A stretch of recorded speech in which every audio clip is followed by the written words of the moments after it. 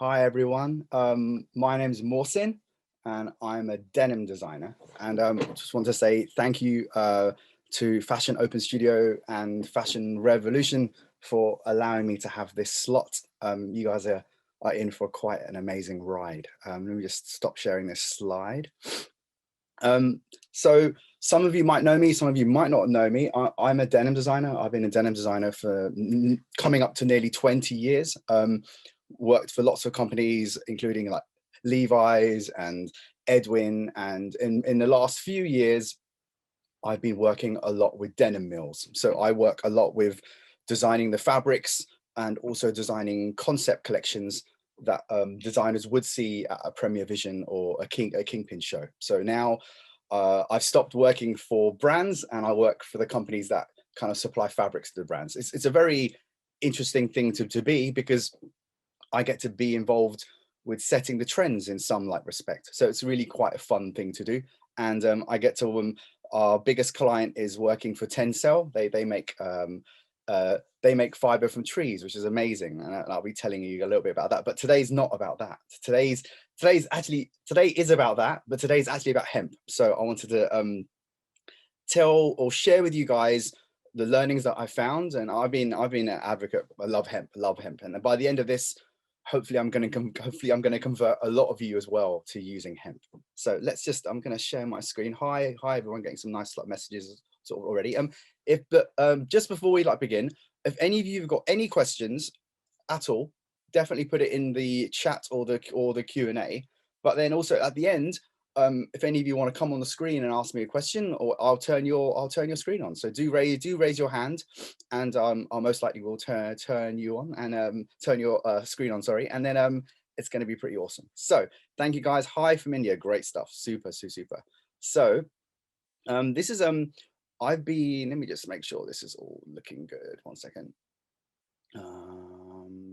Single page, view, enter full screen. Hopefully you can all see that. It's all good. So hemp is one of these really interesting fibers. Now, it's the oldest fiber that we've been using as humans. So even more earlier than cotton and like sort of linen. And it's got very interesting story, which is quite alarming as well. It's strange. So let's just go straight into it. So hemp's been around for like millennia. It's the oldest known fiber that we've been using, and it's pretty much grown everywhere. You know, now obviously hemp it's tarnished with the same brush as cannabis. So whenever anyone talks about hemp, they think it's cannabis. The plants look identical. They're from the same family, but you can't get high off hemp. So you can try, and you certainly can't. And they've been, you know, it's commonly grown. It came from the Eastern Arabian Peninsula, but it's pretty much, they found it everywhere now. And it's pretty much the oldest fiber. They found it 10,000 years sort of years ago, but it's pretty much tarnished as the same brush as like cannabis. So when everyone thinks about hemp, they think, oh, it's really bad. It really isn't at all. So, you know, we've found evidence of hemp from 10,000 years ago, but it obviously goes back a lot more further than that. They found the earliest like sort of remnants in like Iraq, which is quite cool, but they found it in pretty much every single sort of civilization. And what's remarkable about hemp is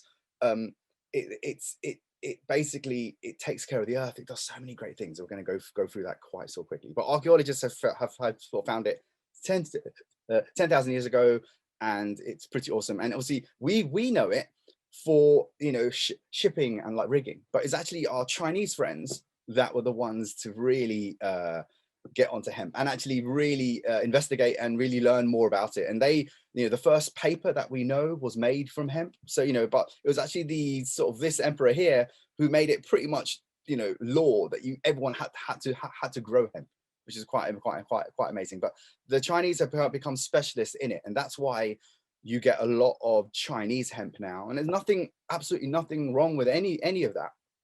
But, you know, the Chinese have become specialists in it. They understand it more. It's really difficult to, if you come across hemp, you really come across it, it's a very scratchy, it feels like linen. But actually from the 1980s, they've come up with a different way of spinning, which is remarkable, which I'm going to go into. But our Chinese friends were the first to really like use it. That's the important fact here. We all know hemp because we all know about it because it was used in like rigging. It's very, very strong. They use it in rope. Most sailing ships, the sails themselves are made out of hemp. All the clothes that the sailors are wearing are made out of hemp. You know, and you know, we know it nowadays for string and nice arts and crafts and that kind of stuff. But actually, no, it's so strong, so strong. You can understand why they used it. And if any of you guys have any cotton garments or cotton shoelaces and things like that, you might find after a few months they break. So you know, so cotton, even though it's a beautiful fiber, it's a whole different discussion, but it's not as strong as hemp. And hemp is actually the strongest of the natural fibers. It's stronger than like linen and cotton. So it's strange that we're not using it a lot at the moment, but that's going to change. So basically, we know hemp for rigging and sailing, and you know, even like when like Christopher Columbus sailed, he used hemp rigging. America was found with that hemp rigging. So you know, hemp's quite a cool. It's quite a lot of historical stuff going on with it. There's a very short video that I'm going to play, and it's really quite funny, but it's about three minutes long. Let me just stop sharing this. Hope you guys are all right. See how many lots of people are here now. That's super. So now I'm going to share another screen. Let's make sure that it's all working before we do that. Hopefully I've pressed the right video. Okay, so it's about 3 minutes long. I'll make sure I don't mute myself so it's not like a fail, and then hopefully you can see it. I'm gonna make this full screen. And then see you in 3 minutes.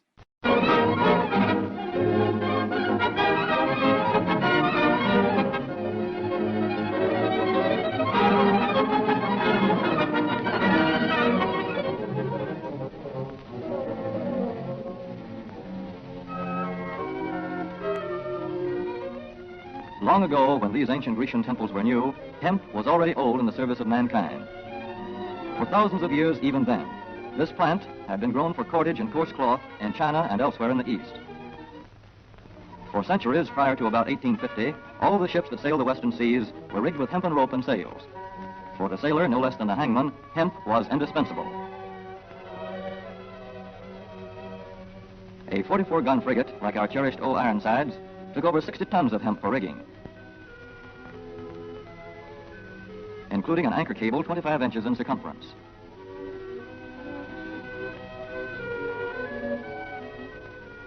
The Conestoga wagons and prairie schooners of pioneer days were covered with hempen canvas. Indeed, the very word canvas comes from the Arabic word for hemp. In those days, hemp was an important crop in Kentucky and Missouri.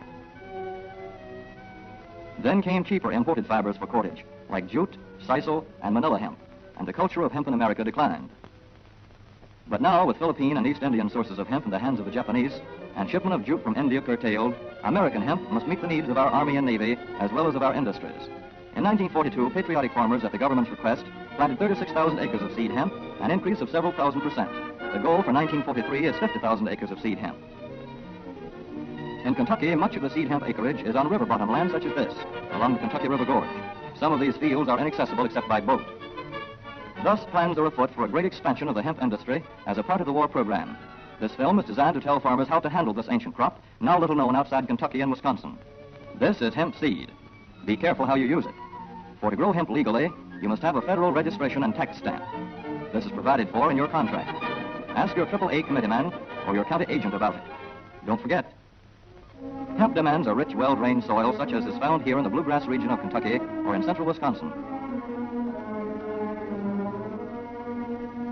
It must be loose and rich in organic matter. Poor soils won't do. Soil that will grow good corn will usually grow hemp. Hemp is not hard on the soil. In Kentucky, it has been grown for several years on the same ground, though this practice is not recommended. A dense and shady crop, hemp tends to choke out weeds. Here's a Canada thistle that couldn't stand the competition. Dead as a dodo. Thus, hemp leaves the ground in good condition for the following crop. For fiber, hemp should be sown 5 pecks to the acre. With drill, the closer the rows, the better. These rows are spaced about 4 inches. This hemp has been broadcast.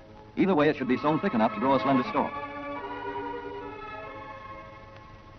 Here's an ideal stand. the right height to be harvested easily, thick enough to grow slender stalks that are easy to cut and process. Stalks like these here on the left, they yield the most fiber and the best. Those on the right are too coarse and woody. For seed, hemp is planted in hills like corn, sometimes by hand. Hemp is a dioecious plant. The female flower is inconspicuous, but the male flower is easily spotted. In seed production, after the pollen has been shed, these male plants are cut out. These are the seeds on a female plant. Hemp for fiber is ready to harvest when the pollen is shedding and the leaves are falling. In Kentucky, hemp harvest comes in August. Amazing, right? Okay, let's carry on with the presentation. Oh, some nice questions already. Hi, Mohsin. Hi from India. Hi from Australia. Hello. Hello from Brussels. Hello. Very interesting. I didn't know hemp was grown in Kentucky before I was raised. Hemp was grown, you know, hemp was very, very popular up until the 1920s. So we'll go into that quite soon. Hello from Rome. Hello. So I'm going to carry on with the presentation now. Hope you guys enjoy. Hope you guys, you can see this screen. If you can't, just would say. So we should play that video now. It's all good. So hemp is, you know, as we know, it's been around for years, and it was very, very popular up until the 1920s. So, you know, even the name of hemp is quite interesting. There's parts of England that are named after hemp. You know, Hampshire is named after hemp. It was very, very, very, very like sort of popular, especially. It was grown. It pretty much is a weed. You know, it can grow in every type of soil to type there is across the world. So you can imagine why it was very, very, very, very, very, very, very popular. But the stigma about it actually started, and it's actually because of our friends, our cotton friends. So basically, what it actually was, hemp was very, very sort of popular, but cotton came about, and there's actually a lot of like propaganda against hemp, and because it was linked to like marijuana. When like marijuana became illegal, sort of illegal, hemp also became illegal, sort of like illegal, which is a shame because you can't get high of hemp, and it's absolutely amazing, and you know it's so amazing, especially when you start to spin it and like sort of weed it. But there was a lot of propaganda around the 20s, and if any of you are into graphics, if everyone want to do any of the kind of hemp collection, there's no better way of looking at this old propaganda stuff. It's amazing, especially for hang tags and graphics. Oh my god, it's such a fun period to look at and sort of like investigate. So hemp has only become popular again from the 1980s onwards, and it's actually again because of our Chinese friends. So there's been a newer way of spinning. As I said earlier, hemp is a very scratchy fiber. It feels like linen. You know, it's a very long staple. It's quite strange as well. But the thing is about it is you can cut it down, and it's all about spinning. And if any of you don't understand what spinning is whenever you get fiber like cotton or anything, it goes through lots of like mechanical like machines that basically spin it and stretch it and twist it, and all these different machines that do it. And at the end, you get a beautiful fiber that's very soft. You can do that with hemp, but the problem is cotton has had a 120-year head start. So of course, hemp is only in its infancy how we're spinning it and starting to use it again. But cotton's got a big head start, but we're the hemp people are gonna catch up. So where does the fiber actually come from? Most people think it comes from the leaves. It doesn't. It comes from the stalk. So there's really long stalks that are about 2 to 3 meters high. It comes from that. And you know what's amazing about hemp is pretty much every single aspect of the plant can be used. Everything, and there's no wastage at all, which is quite remarkable. And the only thing about hemp is when you start to extract the bast fiber, that's what it's called. It's called bast fiber. It's kind of like a gluey. It's all gloopy. It's, you know, so there has to go through a process of getting it out and then getting it so you can actually like use it. And many companies from Belgium, it's very popular in like Europe as well. I actually forgot to mention that. It's the best hemp people at the moment are from Belgium and France and some parts of England, but also in like China. That's where I'll say most of it commercially is coming from. So as I mentioned, pretty much every single aspect of the plant can be used, unlike other plants or unlike cotton, for instance. You know, so, and also the yield, you know, the plant itself, you know, it grows vertically. It also also gives like nutrients back to the earth. It takes care of the soil, unlike cotton, which just sucks everything out. And you know, it's a very heavy water plant. It needs so much water, and of course you can regulate that and all the rest of it. But hemp is amazing because pretty much every single aspect of the plant can be used, from the seeds to the roots to everything. You can make oil from it, so it's pretty awesome, really. And people are doing it. And there's a saying that you can use it up to like 50,000 times, which is a kind of funny saying, but it kind of isn't true. But it says pretty much every aspect of the plant can be used, which is amazing. So it's around the 1700s or so. That's when cotton came about. A lot more cotton production was coming, and that's when as a lot of the battle really became with cotton and hemp, and obviously cotton won of course. But why did it become popular? And actually, many is going to come into it quite soon, but is mainly because of labor and cheap labor, and also slavery, which is quite sad. A little bit about staple lengths quickly. Cotton is obviously, I love cotton, but the thing is, it comes in many different staple lengths. It's grown all over the world, and every part of cotton, we grow it from South America to Europe to India to China to Pakistan, slightly different staple lengths. There's a that's the length of the fiber. Obviously, there's a big issue right now in China because there's a region where a lot of the cotton comes from, which is unfortunately because of slavery, of modern day like sort of slavery. But that particular cotton, it is quite amazing. This cotton here, which I'm pointing to now, it's a slightly longer staple. And if you didn't realize, the longer the staple, the more of a luxurious type of fiber it can be. And most of you have got maybe like sort of like Egyptian cotton sheets, for instance, much longer staple. Denim world, we love long staple, but a lot of the fibers that we use are slightly shorter and longer, and we mix it all up, and we do lots of things called cotton concepts. So we mix different cottons and different fibers like kind of together. Hemp is in a different realm altogether. It's got an amazing long fiber length, but it's very textury. You know, there's has to be some processes to get through it. You have to cut it as well because it's sometimes too long to spin. So there's some mechanical processes to get it to a length that we can use on our cotton machines. Because you must remember, hemp itself, it's only become legalized in the last 20 or 30 years, even in Pakistan, only just recently, in Europe as well, in America, only recently. So a lot of the machinery that you're using to spin hemp is the cotton like machinery and the linen machinery. So our Japanese friends like sort of like Toyota and all these machine manufacturers are now looking closely at hemp to come up with newer machines to spin it more better. But staple lengths are very interesting things to talk about. So the not so nice topic now. One of the reasons why cotton actually became a lot more popular than hemp was pretty much because of like slavery. So basically what it was, there was, you know, if you're using slaves to pick cotton and slaves to do all the work, you have a cost which isn't really reflective on the actual cost of the actual fiber. So they were basically artificially making a cost which didn't really make sense, and that is pretty much, you know, become sort of similar now. So, you know, if you cotton to me is a premium product which we've basically made to make cotton to me it is a premium product that we've commercialized so much that if you speak to any cotton farmers or anyone, they're just practically breaking even. And if you actually put a true cost on how much it actually costs to spin cotton and weave it and all the water used and actually it's 3 or 4 times more than what it actually should be. So because of slavery, it became very popular to pick cotton. Remember, with bast fibers, there's a process which I'll go through where they have to, when they cut it, they have to leave it, and they have to leave it for a few weeks or a few months to let it dry. With cotton, you know, you can pick it and pretty much you can skip a couple of processes. So, you know, not saying that's a better thing, but there was an artificial cost when it came to cotton winning out in the early, you know, in the 1800s or so. So, you know, this is just before the period of actually the blue jean.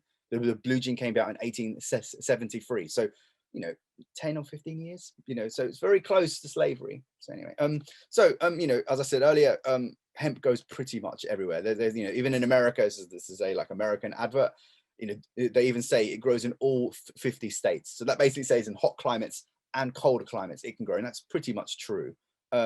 Some people say that's not true, but I think it is pretty much true. And this is a little map. It's been updated. So these are all the areas where hemp is pretty much grown in a commercial sense. Pakistan has just recently in last September has basically said that they have now legalized hemp. So that, I'm sorry to say, that should also be green there. Basically what it is, when because Pakistan has made that move, it means that pretty much we're going with hemp, like, because most of the world's denim comes from Pakistan and India and that sort of region. And the fact that Pakistan is pretty much putting all cards in for hemp basically means that we are going to be moving on to hemp a lot more quicker now. So we're going to see a lot more brands using it. We've seen like Levi's and Lee and Wrangler all saying they're using hemp now. But like Levi's themselves have got a history of using hemp from 1999. So but now it's becoming very, very like commercial. So you're getting all the big companies saying how amazing it is, which is great for everything, and I'll explain why. So these are the countries where it's mostly grown. It's been growing in Europe for forever. And if you come across any hemp garments, especially like sort of European sort of like tailoring, it's awesome. Actually, I've got one example which I should show you as we're talking about it. I'm just gonna quickly unshare this for a second so you can see my whole screen.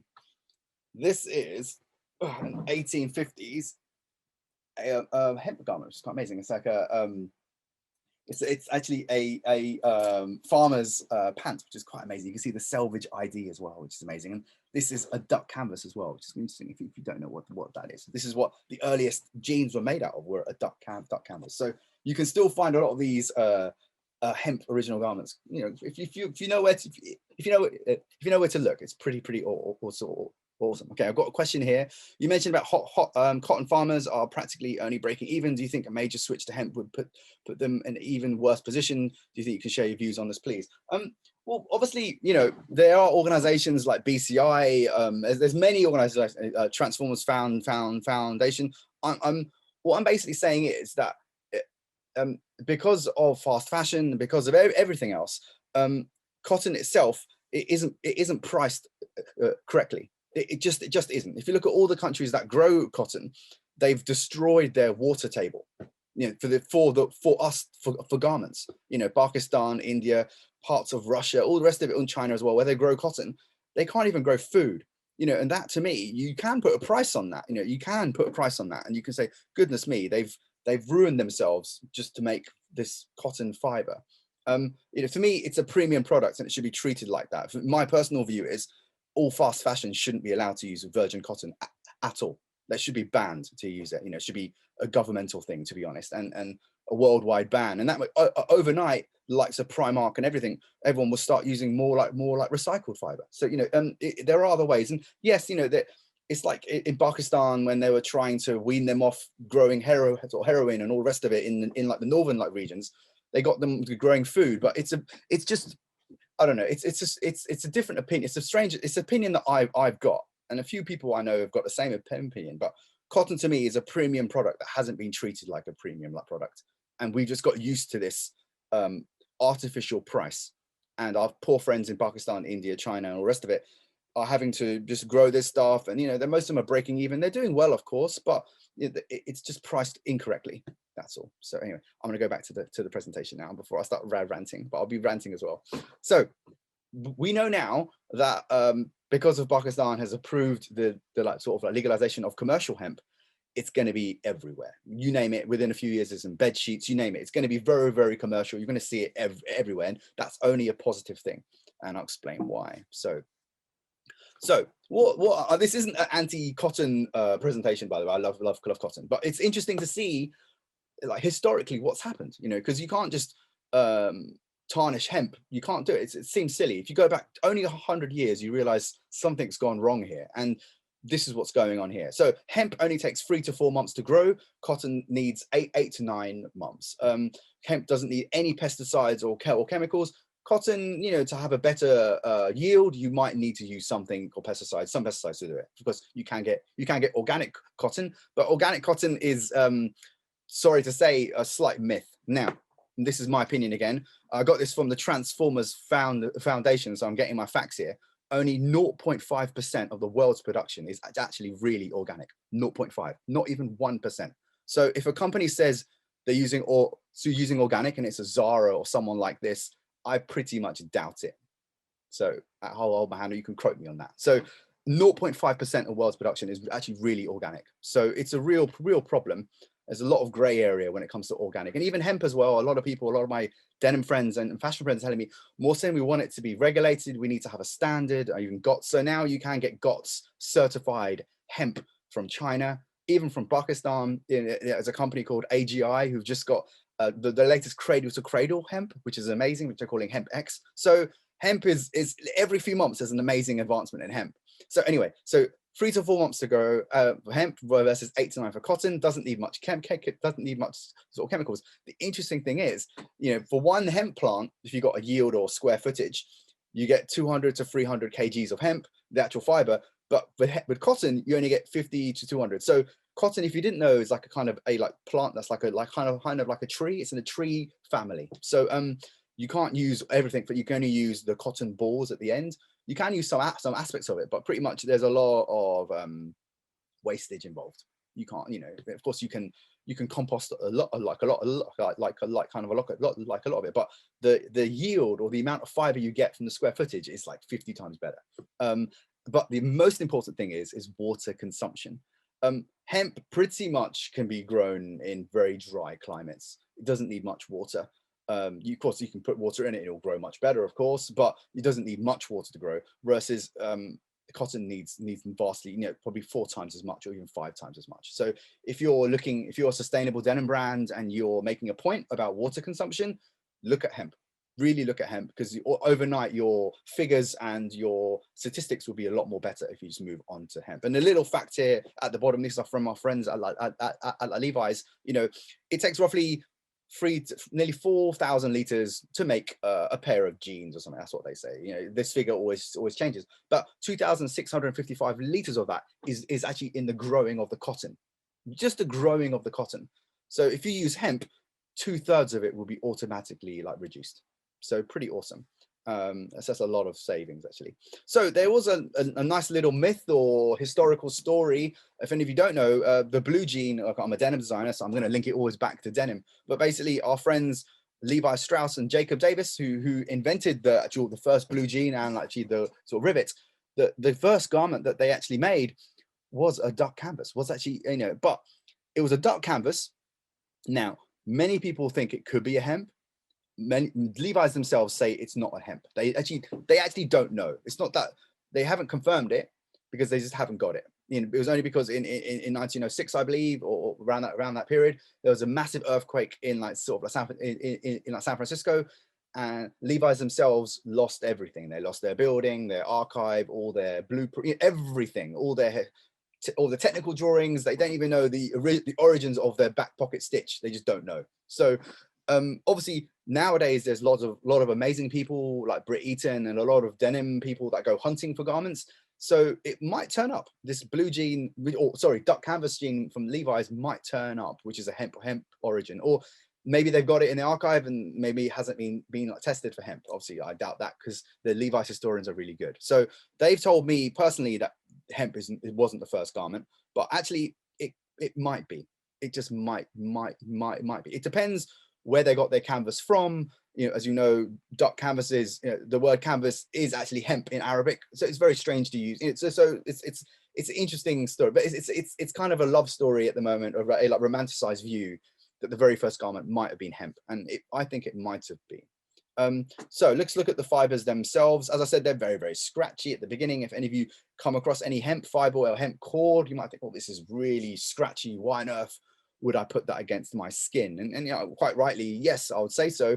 But us denim people, we love scratchy things. But I know when it comes to anyone else, they want it to be more like refined and brushed and combed. So all of that stuff does really exist. And from the 80s onwards, and 1980s period, it's become really good, especially the cottonized hemp.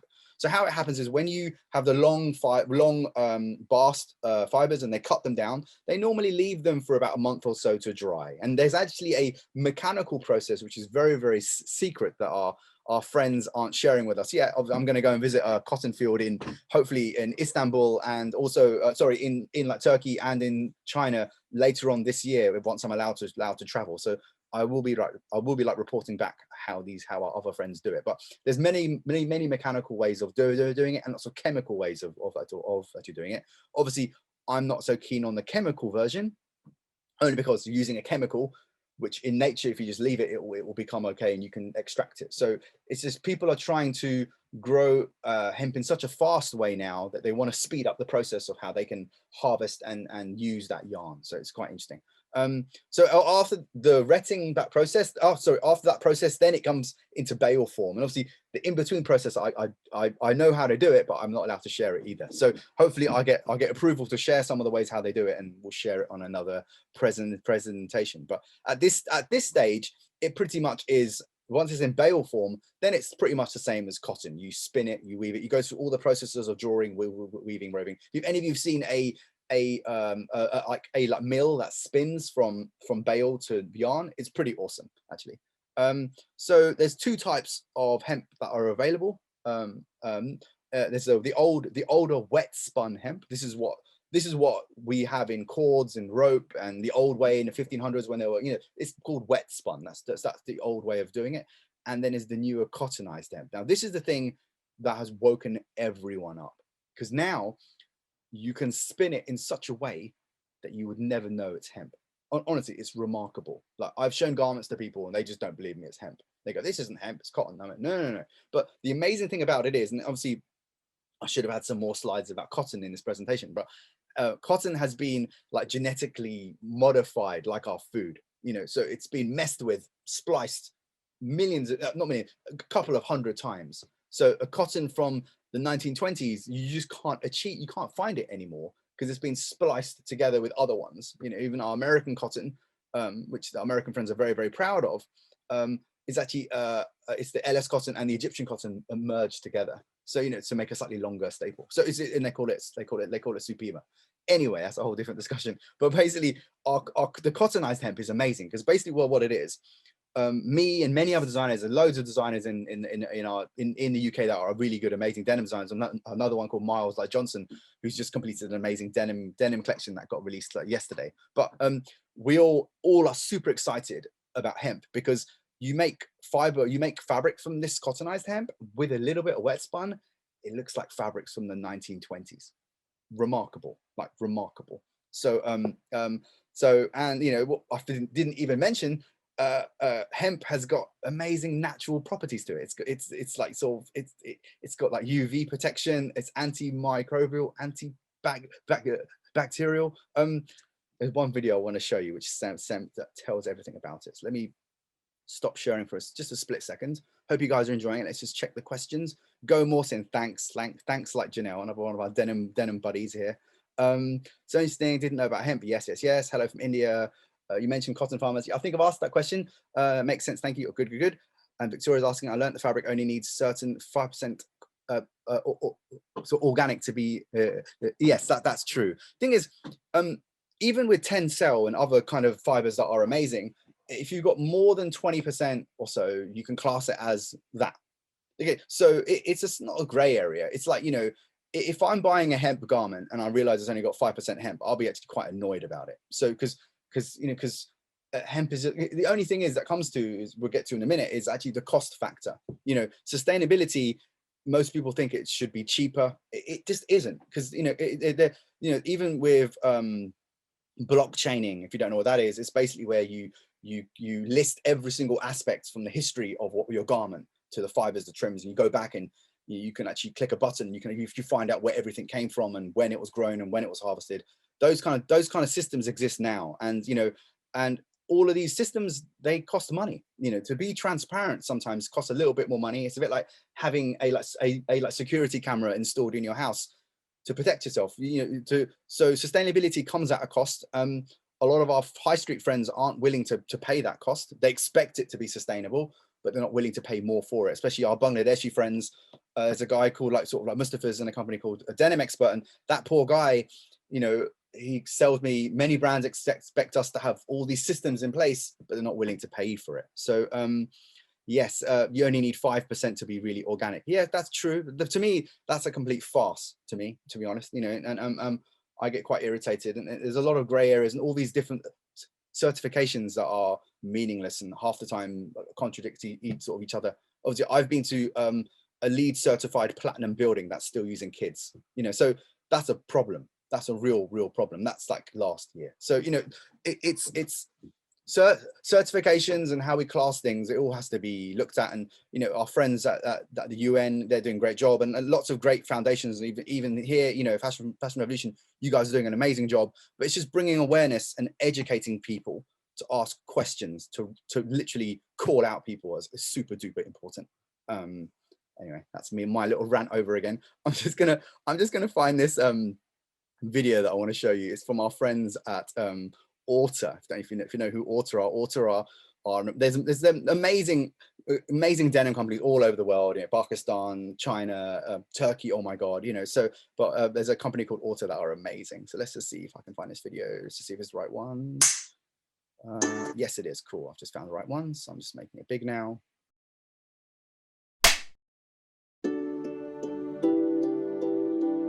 This is Gen H. It's the brand new outcome of technology, biology, and mostly nature. In other words, a combination of our latest technique and the oldest fiber used by mankind. Hemp is a sustainable raw material, environmentally responsible and biodegradable. Hemp requires much less water, grows very quickly, and uses minimal nutrients from the soil. It requires no synthetic fertilizers or GMO seeds. For over 6,000 years, hemp has been a miracle crop, and at Orta, we believe it will be again. Well, okay, what makes Gen H so special? It's naturally antibacterial, antimicrobial, biodegradable, and now with our alchemy finish, it's super soft and gentle. Sustainability is business as usual at Orta. We are the eco-modern generation who embrace past and present, conventional and unconventional, technology and nature. We are long-term advocates, and we see hemp as a vital link in the chain, moving towards a cleaner and greener future for denim. Join us with Gen H, our newest collection made with hemp. Super, right? Super. Okay, got lots of stuff here. Go Mohsin, thank you. Claire, very kind. So far, so good. Thank you. Filippo, are there ways that we could start to mess around with hemp, the cotton, and grow paths organic? Yes, there's so many companies, Lensing being one of them. Every major, we're going to get into that. Everyone has put all their cards in for hemp. So you're finding that a lot of mills are spinning hemp now. They're getting the cottonized hemp from Belgium and also from China. Our Pakistani friends are starting to grow it themselves, so they're going to be vertical, so they're not going to be buying it from the outside places, and that means we can get more cheaper prices for hemp, like in the future. This is like 6 months to 2 years away. It's amazing. So a lot more people are mixing hemp. They're merging it with linen, of course, and cotton, of course, organic cotton, which is super.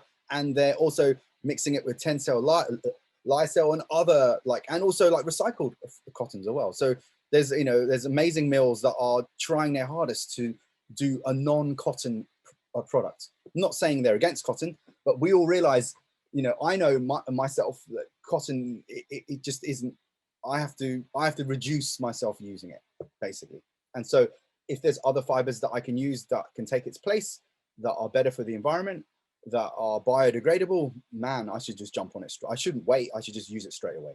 So that's my personal philosophy on it. Kathy's asking, I've put this question as well. Apologies, I didn't know if it would be better for a chat. Oh, it's okay, Kathy, don't worry too much. Oh, yeah, Patrick Grant. Yes, Patrick Grant's growing something quite amazing in his project up in Blackburn. He's doing a cotton, sorry, a hemp sort of process. But there's loads of people in the UK messing with hemp. So if all of us are doing it independently and we join forces, there's another company called Hewitt Heritage Fabrics that are doing a big hemp project soon. So, and that's a UK based project as well. So really pretty awesome. But yeah, Kathy, just message me. We can have a chat. So Amanda, hello Amanda, lovely to see you again. A really great presentation. Thank you for doing it. BA cradle to cradle. Yes. Do you know which company produces C2C hemp? Yes. The latest company to produce cradle to cradle hemp is a company called AGI, Artistic Garment Industries. They're on Instagram. You can reach out to them. They're also presenting at a show which is happening this week as well, called Kingpin Show.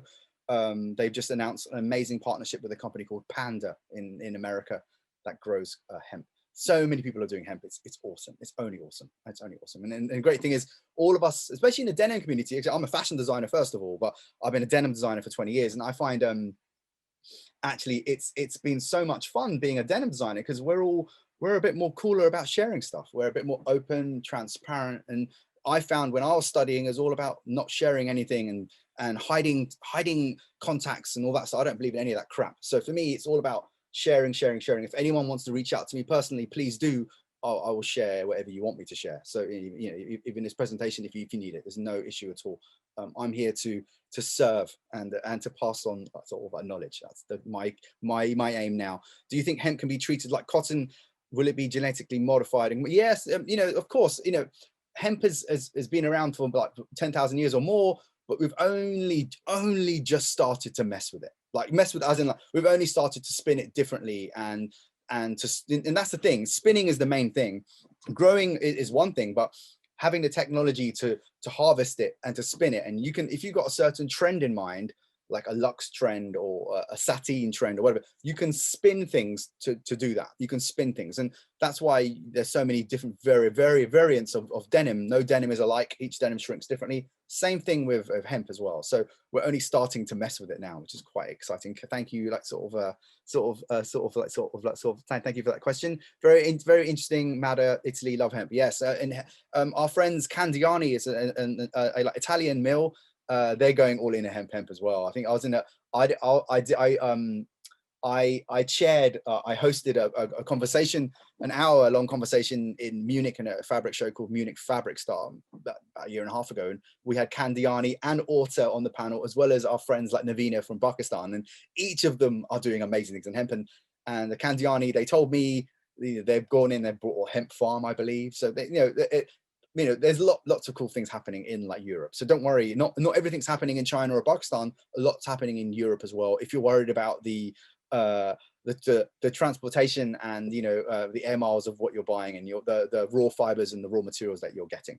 So let me carry on with the presentation before I run out of time. We've got about 15 minutes left. Hopefully I can wrap it up by then. But yeah, it's pretty awesome so far. So Orta, look out for Orta. There's another great company called Bossa, Chalik, goodness me, Isco, everyone's doing hemp.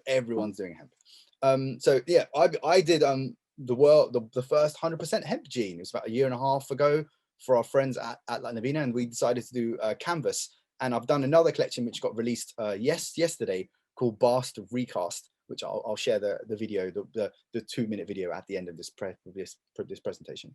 But as I mentioned a bit earlier, Levi's themselves have always been at the forefront of doing really great things and really great developments, and never been scared to use new fibers. Even they have a collection which has only been like sort of like re-released quite recently again. It's called the Levi's Red collection. But this particular one, the very first iteration of it in 1999, they used the hemp. So this is a Japanese quality that they made, and it was 40% hemp, 60% cotton, which is quite a like remarkable achievement, because all the denims that you find nowadays from all of our mill partners, they're at the 20% mark, 29, 35%. So the fact that Levi's had already achieved a 40% at this very early stage is quite an amazing thing. And I remember I used this exact fabric for a Levi's collection I did. It was a Timothy Everest tailoring collection I did for Okini back in 2004 or 2003. So the same fabric was left over. Levi's gave it to me to use at Okini. So I was very lucky, really. So as I mentioned, every single denim mill is using hemp now. They're all dabbling in it. And if any of you are interested in hemp, and not just denim mills, if you're interested in any shirting companies or rest of it, the thing is, hemp is a very coarse fiber. It's very difficult at the moment to spin it into a finer grade. It is happening. I've produced 2x1 fabrics, which are practically shirting weights, 6 to 8 ounce, if you know your weights. So it is possible. It's just having a partnership and speaking to all your mill partners and go, I want to use hemp, please. I want to really use hemp. So please, what have you got in hemp? Talk to them, tell them you're interested, and then they'll realize going, oh shit, they want to use hemp. Let's get on, let's like get on it. So anyone that isn't using hemp, then it's something very, very concerning if they're not actually like using it. So what can we learn? So basically what it is, we know cotton's had a head start, but hemp is pretty much it's going to close the gap, hopefully, inshallah, God willing, quite soon. So it's going to be quite amazing. But the problem is it's still quite expensive, and that's the only drawback at the moment.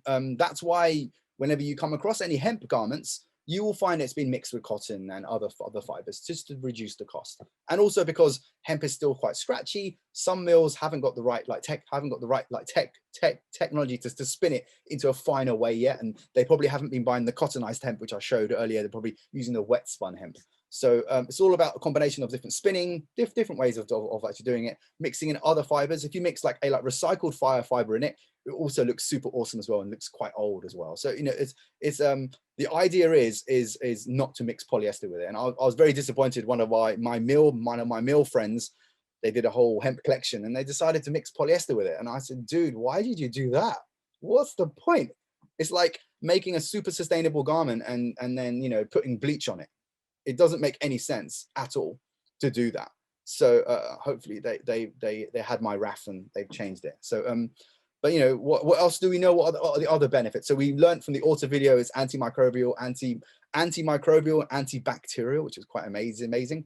But the one thing that video doesn't say, and we learned this quite recently, and it was Orta that said it in a talk that I did. There's a lovely girl called like sort of Zennure, and basically hemp was planted all over Chernobyl, and they know hemp, it takes toxins and bad metals and all the bad stuff out of the ground. Unbelievable. So hemp was grown as a treatment for Chernobyl. So it's all over the place. So that's pretty awesome to take care of the earth and to make it good again. So it's quite amazing. But the amazing thing is, and the amazing thing is, if you have more hemp, if you're trying to do a sustainable project and you've got a new factory, and you know, I'm going to plant lots of trees everywhere, you know, and that way I'll offset what I'm doing, and you should just grow hemp instead. Because basically hemp produces more oxygen than 25 acres of it. So one acre of hemp is an equivalent of 25 acres of a forest, and how much oxygen it actually makes, and how much, you know, how good it is for the earth. So how amazing is that?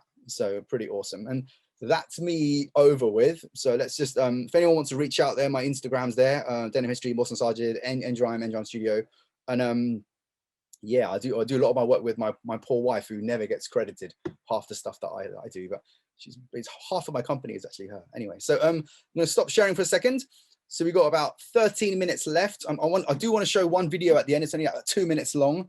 So I'm going to be mindful of that. So I've got 10 minutes of Q&A. If anyone wants to raise their hand or ask me a question face to face, please do, and I'll turn your camera on. And I hope you all have enjoyed it. And I hope I've all brainwashed you to think hemp going forward. You know, it's unbelievable. And the more people that use it, the more people that advocate towards it, the more of these bigger companies will say, yes, we're going to do it. Okay, I've got Francis wants to talk. Of course, Francis. So let me promote you, Francis, to a panelist. And then, Francis, I'm going to also, let's see if I can, oh, there we are. Hi. Let's see, let's put you on gallery view. Hi, how are you? Hi, good. Good. A quick question. I'm trying to manufacture my own hoodies. Yes. So like, is there such a thing as like, yeah. Is there such a thing as the hemp sweatshirt fleece material? I believe so. Yeah, you just have to. Obviously, I'm more of a woven specialist now, but I can.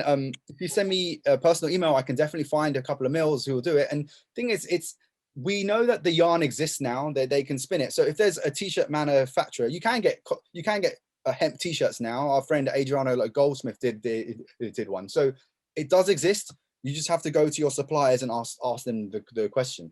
But do reach out to me, Mohsin at endrime.com, and I'll find some links for you for some mills. Perfect. Thanks a million. Pleasure. Bye. Bye. Anyone wants to talk or say hello, do come online. Got about 10 minutes or so. Okay, allowed to talk. Oh, someone put their hand up, but they put it down again. Please put your hand up again, and I'll definitely turn you on. Or turn your camera on. I shouldn't say it like that. Let's just say thank you for the presentation. Absolute joy to learn. Thank you so much. Absolute pleasure. Really interesting, positive talk. Yeah. So I currently teach at many different universities. I'm the denim tutor at the Royal College of Art. Also Ravensbourne, I do all the denim projects there, and the LCF together with a couple of other amazing denim people called Sue Barrett and Miles Johnson. But yeah, all the major like universities up and down the country, I'm the denim guy that they mostly sometimes ask to talk, which is quite awesome. Someone did raise their hand, but it disappeared again. Please just raise your hand again. Oh, a couple of different raise hands. Okay, so let's do this now. So promote to panelist. So please turn your camera on. Let's go. Hopefully you can turn your camera on. You should be able to. Also start video. Oh, maybe don't want. Hi, how are you, sir? Good. I think you're like muted still. It's okay now. Ciao, ciao. How are you? Good. Yes, I'm good. So pleasure to meet you. Sajid, yes, I follow you for several years, and great presentation. I'm a designer and developer, independent in Portugal. Nice. And thank you for this presentation. I've learned a lot about this hemp fiber. Actually, quick thing in Portugal. Great presentation. Thank you. Quick thing in Portugal. There's a company called Crayfield. They're a thread manufacturer. They're looking into having a biodegradable hemp thread quite soon. So all of our friends at Coates are doing it. Yes, I know. I work with them. Oh, you work with it? It's perfect. You know already. Yes. And they've already got a sustainable TENCEL lyocell thread as well, which I've used in a collection. Amazing thread. So no polyester crap at all. My aim now is to not use polyester at all. Like even in the thread to the fabrics I use. So every client that I work for, I basically say I'm not going to work for you if you're using polyester. So it's a big thing to do, but I'm putting my neck out. It's not easy. It's not easy, but you know, especially with stretch denim and stuff. But yeah, anyway, have you got a question for me? I know. So thank you for your positive things. Anything you would like to ask? No. It's just to say hello and to meet you. Pleasure. And to meet you personally. Amazing. And, well, thank you again for that. Great job. Thank you for the love. Okay. Brilliant stuff. Thank you again. Okay, one more hands up. Okay. Thank you very much. Thank you again. So Kathy, I've just promoted you. Hopefully I'm pronouncing your name correctly. Thank you. Thank you. Yes. Bye. So Kathy, please do turn on your camera and say hello. You wanted to say a question? Sorry for the mess. I'm at work at the moment and it's not the best. At all. Oh my God, I was hoovering and everything like 2 minutes before this presentation started. So don't worry, we're working from home. All good. Yeah, just to let you, I work at Liverpool John Moores University and I'm really interested in the denim stuff that you do. Yeah. So at some point I'd like to maybe, I know you deal with a lot of universities and you're very busy. I work with all the universities. I have no issue at all. Obviously, you know, if you want to call me and you want me to do a presentation, no issue at all. Just reach out to me. That would be great.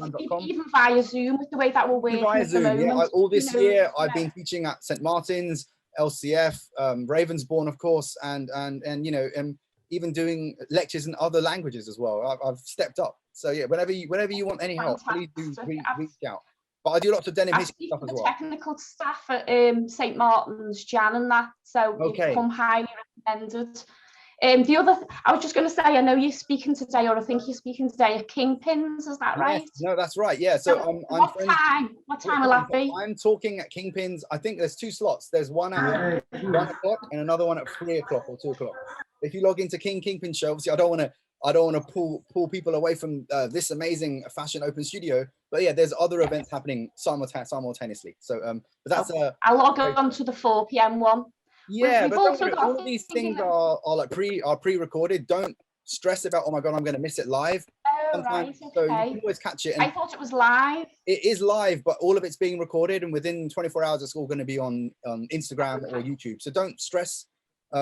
And sometimes the recording's better because we insert the video in, so it's more high res. So, but live is always good because you get to ask questions. But yeah, thank you for the love, and Kathy, do send an email if you want any help on the teaching side. I do a lot of it. If not, I can bring in other people if I can't do it. That's fantastic. Yeah, great. Thank you.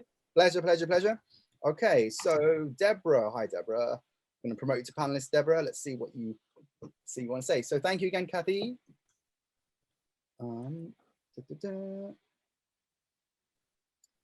Let's see, Deborah. Hi, Deborah. Turn on your camera. Unmute yourself. I'm there. Yeah. Hi. How are you? Thanks.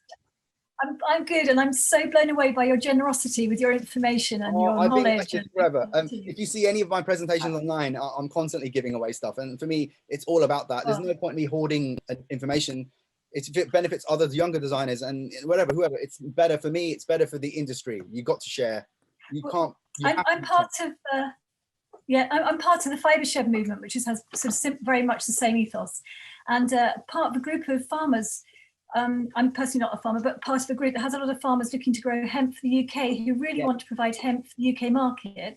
But the manufacturing is a big problem here because there's no processing and no spinning. That's and right. I'm wondered if you've come across small vertical mills that could be adopted for the UK. I mean, not kind of major, but there's something between the artisan and the big mills. Yes. So okay. So making jeans like cotton sew, you can achieve it with a company called Black Horse Lane, even Cookson and Clegg's. Where they're companies that make jeans. Making jeans is not the problem.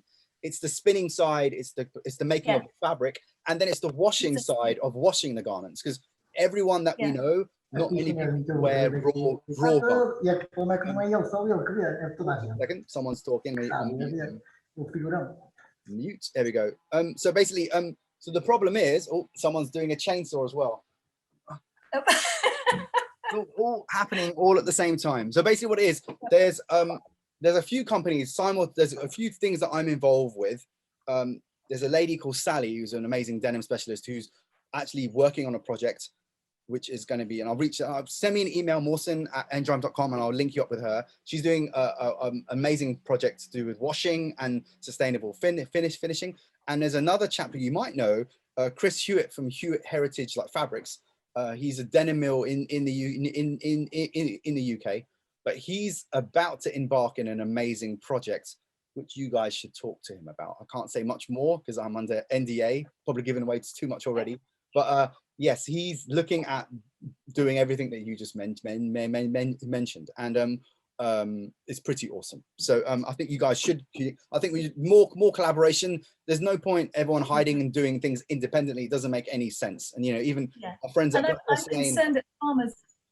Yeah, and I'm concerned that the farmers are going to grow the hemp and they not have anywhere to process it, and then they're going to get disillusioned. That's the problem. I think the cottonized part, and that part, obviously, there's a company also called sort of like La Roche. They're a recycling company. They do the best recycling plants where they shred garments. They've also invented technology in all of the machines to spin hemp, and there's no one in the UK that's doing it at the moment. You're absolutely correct. But there's a group of us in the UK. I'm a part of this denim group of 15 denim people. But one of them you actually do know is a lovely girl called Janelle, who actually just gave a nice message earlier. She's the one who pointed me to you. So I'm familiar with you guys. So yeah. Anyway, pleasure. Just do reach out to me and we can have a conversation. I need to play that video, which is about 2 minutes long. But absolute pleasure. And I'm sorry if any of you wanted to raise your hand and didn't get a chance to. Thank you, like Deborah.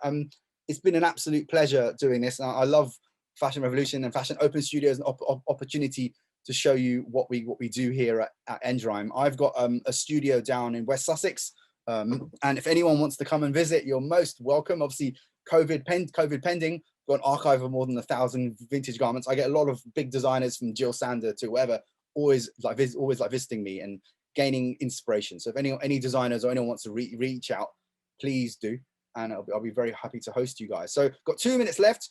Let's play this video and then we'll end it off. So let's make sure I can find the video first of all. That'll be much more easier.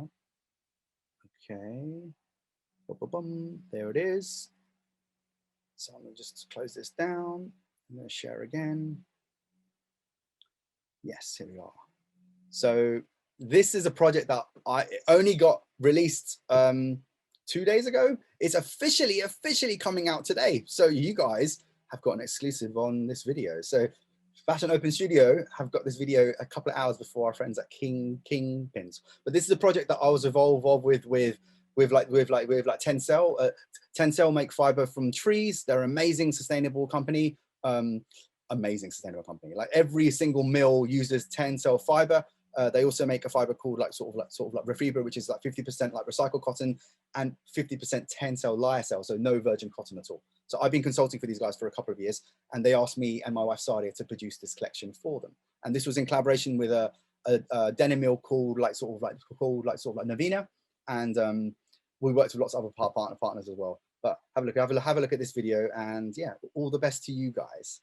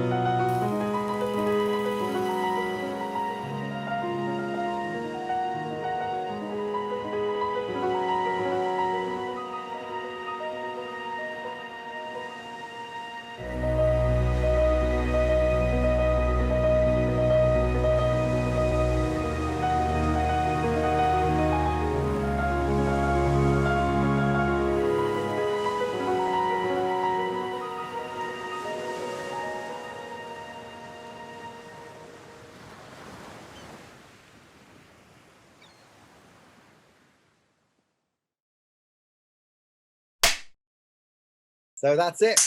Thank you so much. Absolute pleasure. And I hope you guys all enjoy the rest of Fashion Open Studio. Do make sure to check out all the presentations and go back and watch some of the videos, because there's so much great content that's been produced and shared all this week. And thank you again to the guys at Fashion Revolution for asking me to do this segment. And if anyone wants to talk about hemp or ask any hemp questions, do reach out to me at mohsin@endrime.com. And all the best to you guys, and have a fantastic week. Okay, bye-bye.